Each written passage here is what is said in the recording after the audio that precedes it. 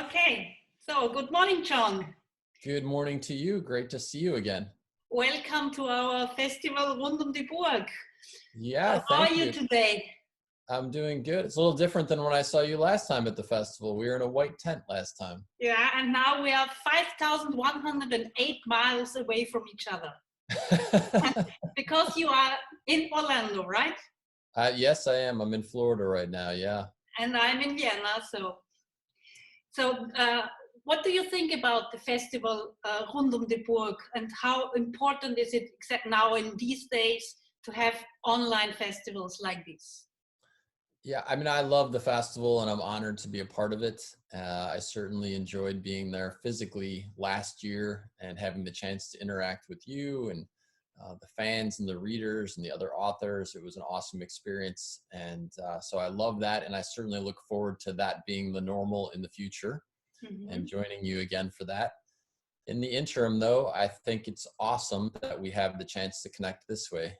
One of life's great opportunities is being adaptable when situations change. This is a very unprecedented situation, and so I think it's spectacular that instead of canceling, that you found a way to be adaptable, and I'm very happy to be a part of it. And we are happy too. So could you describe the place around you? Where exactly are you now? I'm home, which is it's actually great. So normally, as you know from our conversations last year and our other conversations, I travel a lot, and so there was a very good chance that I could have been somewhere else in the world when all of this was unfolding.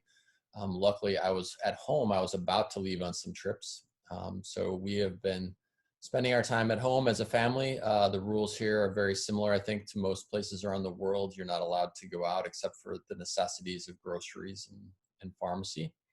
And so it's a very different experience for sure. And I think, it's making us all appreciate things that we sort of took for granted before. And everybody around you is safe and sound. Yeah, I'm very happy to say that my family is doing okay in my house, and my parents, who are quite old and not in the best of health, so they're in the high risk category. We've told them not to go out, and so I drop off groceries and medicine for them. But it's very unusual. I have to drop the groceries at the door, and then I back up 3 meters, and they open the door, and we talk to each other. But I can't hug them. I can't. It's very strange, very strange. But so far, they're all healthy, which is great. Which is great, yeah. Yeah. So apart from this, has your daily routine changed since due to the coronavirus? Yeah, I mean, my daily routine in terms of interacting and doing interviews and the rest of that is not dramatically different because we're doing this kind of thing. But normally I would be there, we're supposed to be having this discussion live. And so I would be in Europe right now doing media. So that is definitely different. But in terms of sort of handling things from my computer and being at home, that's a lot of the way my life normally is.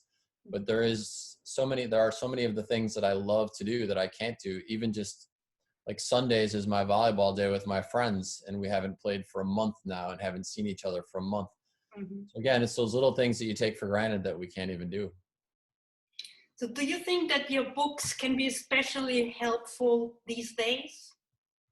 Well, I'm very honored to say that I've gotten a lot of amazing comments back from people over the last many weeks and months as this has been unfolding, letting me know that in these moments of uncertainty that people are reading the books and they have time to think and process and reflect.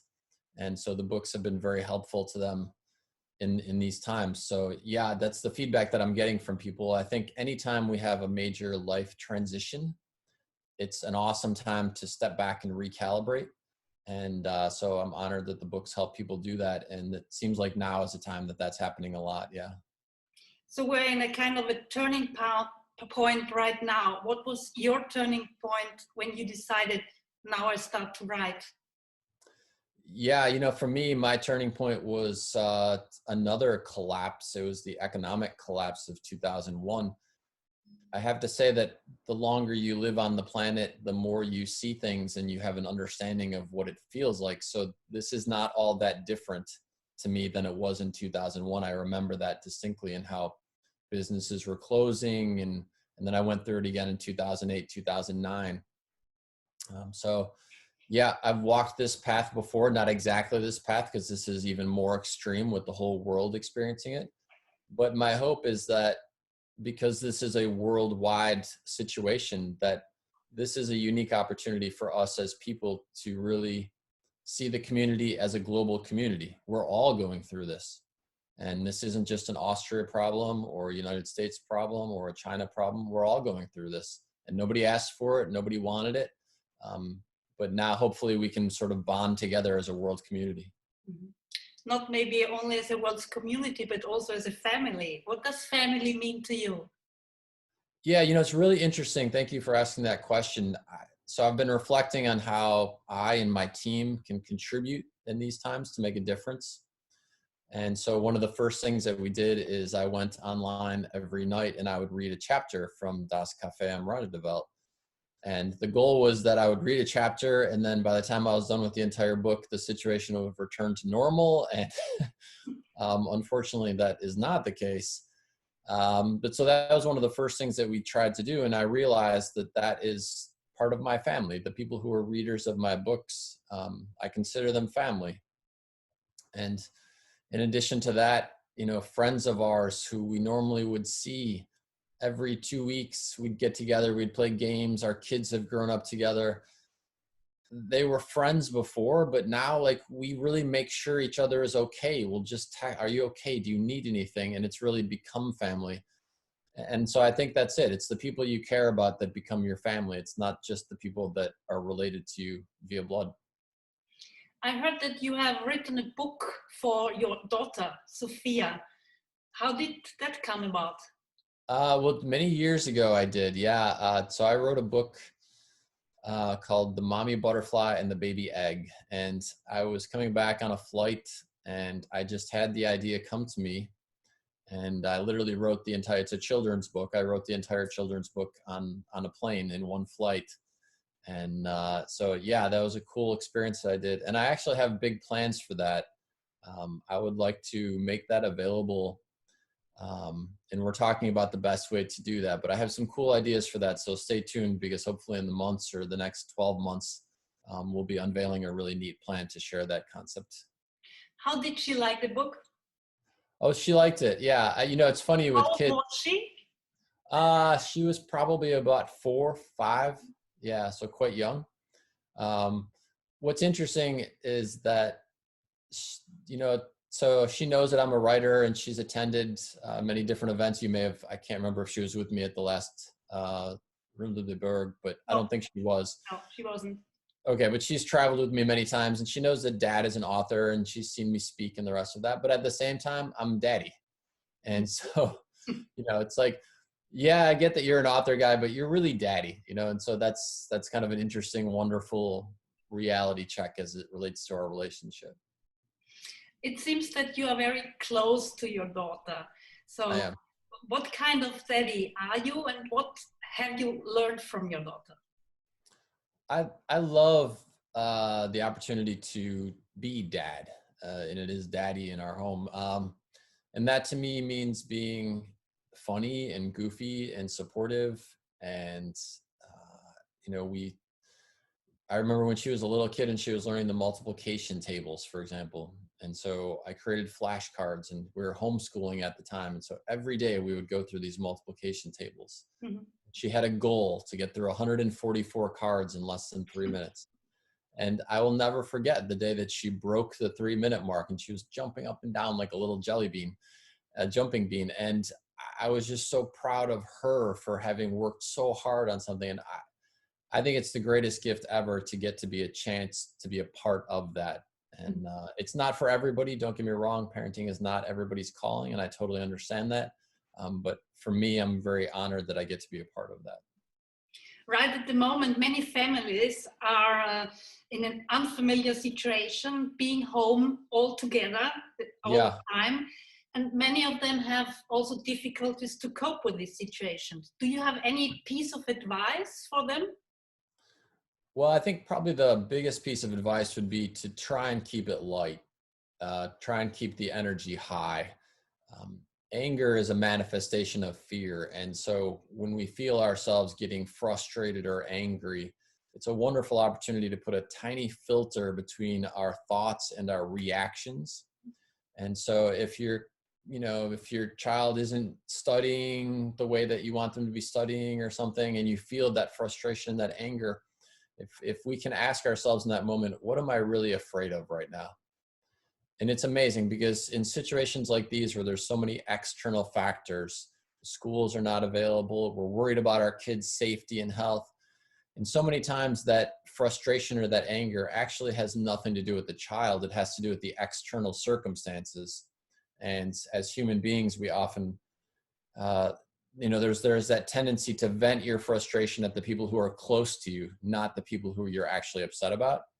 And so I think this can be a wonderful learning opportunity for all of us, certainly families that are for the first time ever in such close quarters, to put that little filter in place. And when that frustration rises, before you vocalize it, to ask yourself, what am I really afraid of right now? And it really only takes 2 or 3 times. If you do that 2 or 3 times, the filter automatically starts to become your norm. And you find that, you don't raise your voice, you don't get angry. The other thing I would say is just add a 15-second filter too. Because if you can, literally, it's like that emotion, that energy rises, but if you can just count to 15, it sort of calms you down. And everybody wins in that situation because you can't go anywhere, right? It's not like you can just, you're upset, the kids are upset, and they go out and play and you go off to work. That's not going to happen right now. So if you can add those little filters, it keeps things good. So as you already mentioned, this situation is new to all of us. Yeah. What can we learn as a global society? Well, certainly learning to appreciate the things that we had that right now we don't have. As a very small example of that, when I go to the grocery store now, I wear a mask and I walk through the store as quickly as possible. I get everything that I can. I check out. And then I come home and I literally clean everything. Like every package is cleaned before I can bring it into the house. And then I have to, disinfect my clothes and wash those. I never thought I would ever have to do something like that, And so the simplicity of just walking through the grocery store anytime I want during the week and just walking in, grabbing what I want, coming home, putting it in the shelf, and going about my day, I now will appreciate that for the rest of my life because I know this is what the opposite is. So I think for each of us to reflect on what are the things that we kind of just took for granted.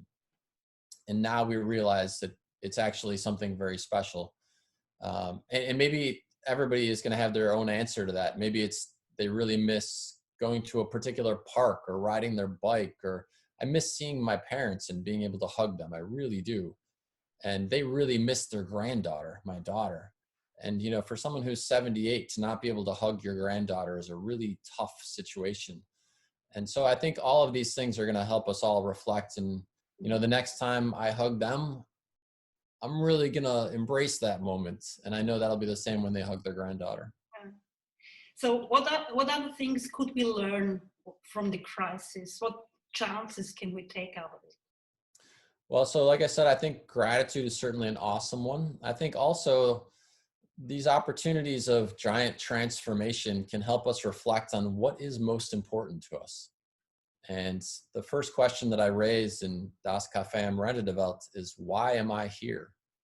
And I'll tell you what, this is a situation that really enables us to reflect on a question like that, because there's a health risk.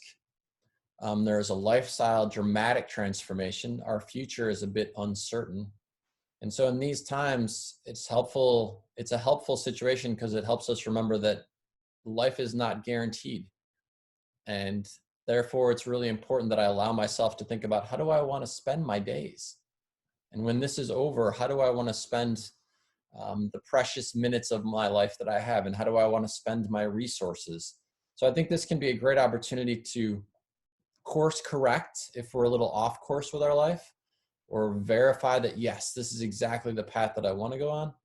So getting that awareness and that certainty can be a great opportunity during these times. So the purpose for existing, which you mention in your books, Yeah. can this also be maybe something where politicians or business people change their minds in the future? You know, it's a great question. And I've seen some really interesting examples of that, actually. I just saw one the other day. A CEO of a very large company said, you know what, I'm done. I'm done.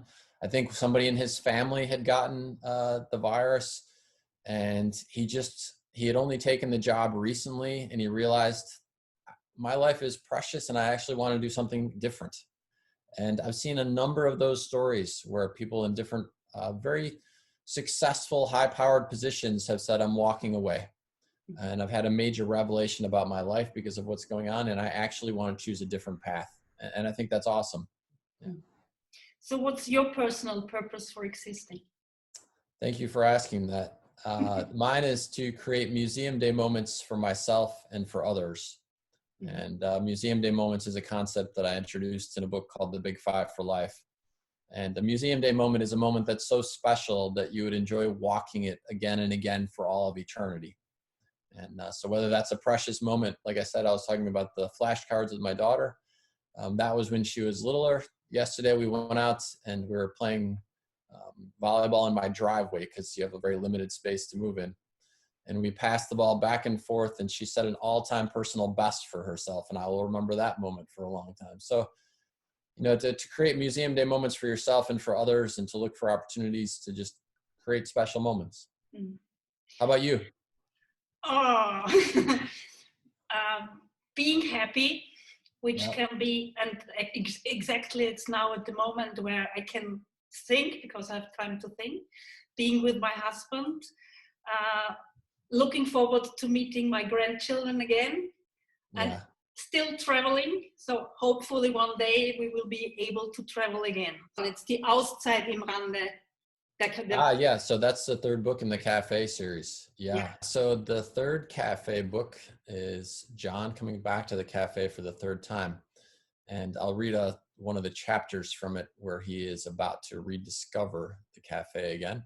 He has with him a new person, Hannah, who is a young lady about 15 years old, and she was stuck underneath an overpass. Her bicycle had broken down. It was raining, and so he offered to give her a ride, and she's kind of a lost soul, as is John at the moment. And so they're driving and driving and driving and trying to find some place because there's been many detours, and they're about to rediscover the Café. So I'll just read that short chapter just to give you a little sense of the energy associated with it. All right. We'd driven for almost half an hour and hadn't seen much. There were a few intersections, but none that looked like they would take us in the right direction. I glanced at the clock in the car. If I didn't figure this out soon, I was going to miss my flight. Maybe down that way, Hannah said. We'd pulled to another random intersection, and strangely enough, there was a detour sign pointing to the right. It was the first one we'd seen since getting off the main road by the overpass. I hesitated, then turned to the right. It was as good a choice as any. We drove for a mile or so, but there was nothing. After 2 more miles, I was starting to question my decision.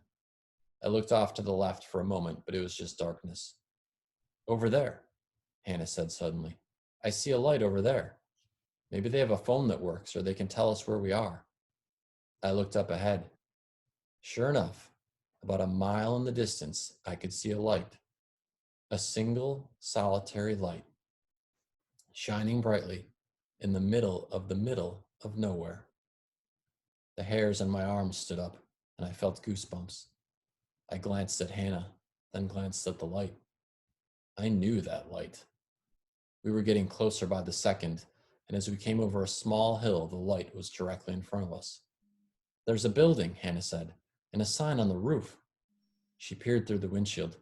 I can't tell what it says. I felt chills run up and down my spine. It says the Why Are You Here Café, I replied. She glanced at me. Wow, you have really good vision. I can't see that. I nodded, wondering what was going on and where I really was. All right. Thank you. Thank you very much. Thank you for giving me the chance to read that. You know, it's so interesting when I write this whole Café series. It is so very much that the stories just pour through me. It's like they're out here, they come here. And I remember writing that part of that book, and I had goosebumps. Just the chance to go back to the Café again for me gave me goosebumps. And so I love the fact that I got to read that. Thank you very much. You're welcome. So one last question. You were a huge traveler. So do you miss traveling?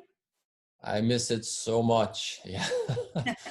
Talk about being grateful for things. You know, I've tried to do my best to be grateful for my travels and the different things in my life. But yeah, just the fact that I didn't even think about it. I would get a plane ticket. I'd go. I'd come to Europe and see you all a couple times a year. I was just in Guatemala. I didn't think about it. I'd just go buy my ticket and off I'd go. And now to not be able to travel is really tough on me. And so I realized that that's part of a great learning experience as well. When people say, how do you define yourself? I am an adventurer at heart. I love to do different things. I love to see different cultures, meet different people, see ancient ruins, you know, go kayaking in a river I've never kayaked before. And so the big takeaway in this situation is that that's so challenging for me because I can't be who I authentically am. And so I have to find other ways to be adventurous. But it's a big big insight for us to discover those things about ourselves, because when this situation ends, and I think that's a big point to remember, this is going to end. Like, we're going to get beyond this. Everything is going to be okay. And when it ends, it's really important that we are a little bit smarter about ourselves than when this started. Because if it ends and we're not any different, then I think we missed a tremendous opportunity to reflect during these times. And so certainly part of my reflection is this gratitude for travel and a renewed appreciation for just what a gift it is that I get to go do these things that I love and to honor that adventurous spirit inside of me. And so I certainly hope that for everybody who is at home, who's in these situations, that when it's over, they've taken a few steps closer to knowing that what is really in their heart and what are the types of things that they want to do, see or experience. What are their big five for life, so that when this ends, that they can adjust their life in that direction, as I know I certainly will be as well. Thank you very, very much, John, for joining us this year, digital version, online version on Rund um die Burg. And we really hope to see you next year live here in Vienna. Take care. Be safe. Thank you so much. Yes. So much. Be well, be safe, and be healthy, everybody out there. Thanks for joining this remotely, and we'll have an amazing event this time remotely and an amazing event in person next time. Thank you. Take care.